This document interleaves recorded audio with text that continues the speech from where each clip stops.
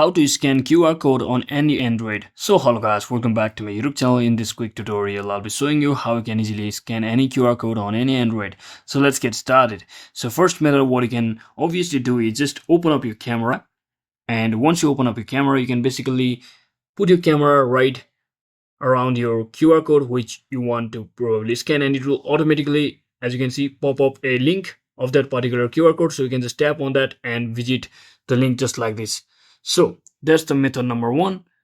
And another method what you can also do is just drag your notification bar just like this, and once you're inside here, simply scroll down and you can see for most of the Androids, especially in Samsung devices, there will be an option directly available such as scan QR code, as you can see over here. So you can just tap on this and it will basically open the QR code feature, and you can just scan it just like this, and it will automatically give you the link to that particular QR code.